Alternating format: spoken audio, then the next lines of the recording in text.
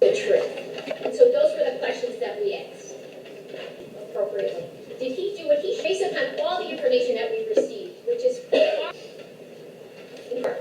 the entire following? One, Dr. Mansfield did the 2014 incident. Two, Dr. Mansfield properly exercised his discretion to Dr. Pidcock.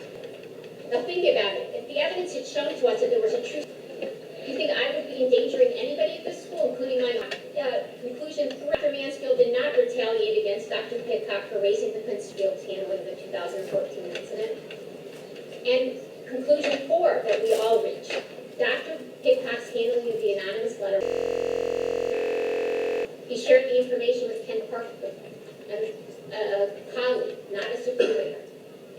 He didn't immediately bring to Dr. Mansfield's attention the anonymous letter. Instead, he investigated it. He didn't immediately turn the matter over to the board that again investigated it. The consensus of the board, including Tim Wankus and Dave Mayer, was that Dr. Pidcock should receive a reprimand and that documentation of that reprimand would be put in his file. Again, contrary to what was intimated last month, neither Mr. Light nor Mr. Pauling acted on their own in meeting with Dr. Pidcock or initiating the reprimand. Then, I've only been on the board less than a year. Another incident arises that was brought to our attention. At that point, the board determined that given the potential risks to the district, we needed to end Dr. Pidcock's employment with the district. And to be clear, Mr. Wankus agreed 100% that Dr. Pidcock should not be the principal of this school. His issue was about timing. He thought that we should wait until Dr. Pidcock's contract expired to be able to incur potential additional expense this year.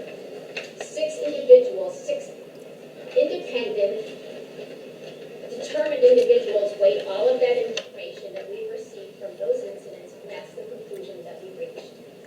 That is the background of what brought us to the decision, not one day in March of 2014.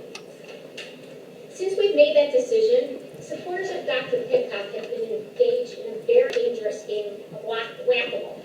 For those of you who don't know what that is one mole pops up, you hit it, another one comes up, you hit it. And what I mean by that is, first, Dr. Pidcock's supporters claim that he was fired because of the girl not being able to go to prom. There's no evidence whatsoever of that. It was totally discredited, so all of a sudden that response was dropped. Then, after the community meeting, the supporters of Dr. Pidcock tried to downplay staff's claims of harassment and bullying. They referred to them as a few disgruntled employees.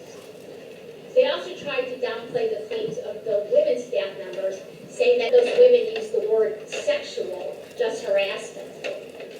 But the Tribune article detailed at least one situation that was graphically sexual and inappropriate behavior towards a female subordinate.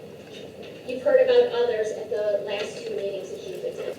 Then once that was going nowhere, then they claimed, oh, I'm sorry, the firing was for exposing an inappropriate relationship between Dr. Mansfield and Jody Bryant. That was also discredited. There's no evidence that was ever presented of an inappropriate relationship. Indeed, the anonymous letter which started all of this doesn't say that there was an affair. And in fact, Mr. Armstrong specifically walked away from that issue at the last meeting, saying it was not relevant to who should be fired. Now, after all those moles have been whacked down, the supporters of Dr. Pidcock are focusing on the 2014 incident and framing the issue as to whether Dr. Mansfield inappropriately endangered students and therefore he should be fired. Again, there's been no corroborating evidence to support this, and this claim is contrary to the police report. The police have no dog in this fight. They wrote down what happened on that day in March of 2014. They were accurate and thorough. They were doing their jobs. Now that brings us to Mr. Armstrong's presentation from the last meeting. Here's the police report, and I'm sorry, can you make this bigger than that possible?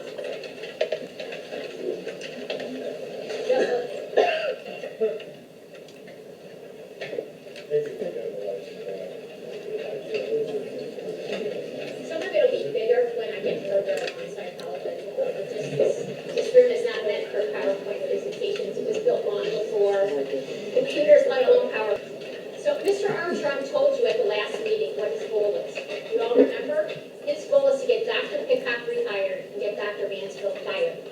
Fred presented his case to you in the best light for Dr. Pidcock, as an advocate, trying to make the case for Dr. Pidcock. But that's not what this should be about.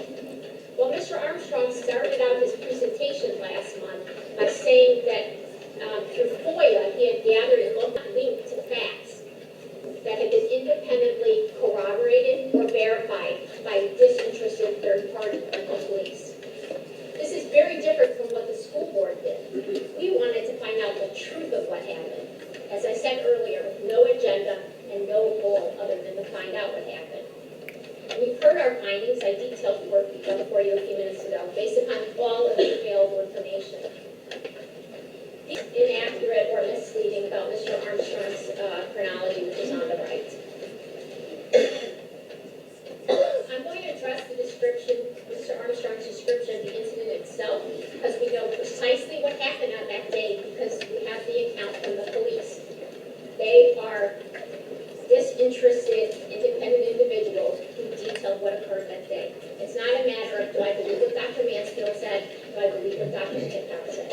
This is what the police reported on that day. It's not something that's done 2 years later. It was contemporaneously on that day. The first point on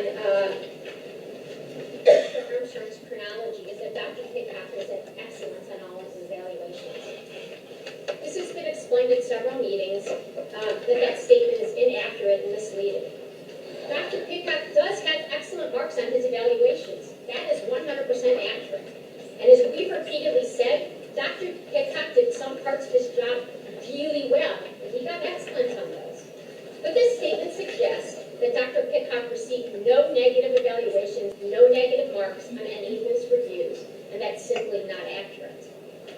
Mr. Armstrong concluded that he had all excellent reviews. It does not appear to be based on the actual evaluations. It doesn't appear that Mr. Armstrong that they've been shared with him by Dr. Pidcock and that he's reviewed those.